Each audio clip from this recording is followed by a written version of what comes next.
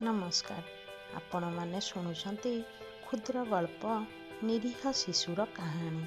ଲେଖକ ଓ ଉପସ୍ଥାପିକା ସୁପ୍ରଭା ବିଶ୍ୱାଳ। ଶିଶୁ ଆମ ସୃଷ୍ଟିର ଅନନ୍ୟ ଉପାଦାନ। ଶିଶୁଟିଏ ନିଷ୍କପଟ ଓ ସରଳ। ଅନେକ ଆଶା ଓ ସ୍ୱପ୍ନ ତାର ମନ ଭିତରେ ଥାଏ। ତେଣୁ ସେହି ଆଶା କିପରି ସଫଳ ହେବ ଓ ସମାଜରେ ଜଣେ ସୁନାଗରିକ ହେବ ସେ କଥା ପ୍ରଥମେ ଆମେ ଚିନ୍ତା କରିବା। ଗୋଟିଏ ପ୍ରାଥମିକ ବିଦ୍ୟାଳୟକୁ ଗୋଟେ ଛୋଟ ଶିଶୁ ଆସୁଥାଏ ଓ ସେ ସବୁଦିନ ବିଦ୍ୟାଳୟକୁ ଆସେ ଓ ଚୁପଚାପ ବସେ। ସବୁଦିନ ଶିକ୍ଷକ ତାର ନୀରବତାକୁ ଦେଖନ୍ତି। ଦିନେ ତାକୁ ପାଖକୁ ଡାକି ତାର ନୀରବତାର କାରଣ ପଚାରିଲେ।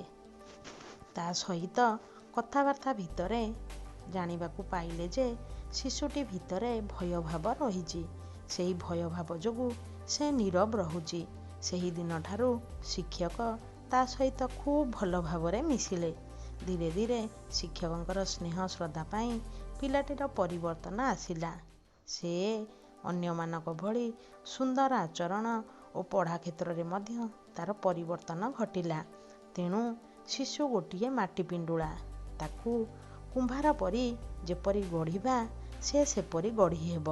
ତେଣୁ ଧୈର୍ଯ୍ୟ, ସ୍ନେହ, ଶ୍ରଦ୍ଧା ଦ୍ୱାରା ଆମେ ସମସ୍ତ ଶିଶୁକୁ ସୁନାଗରିକ ଭାବେ ଗଢ଼ିପାରିବା। ଧନ୍ୟବାଦ।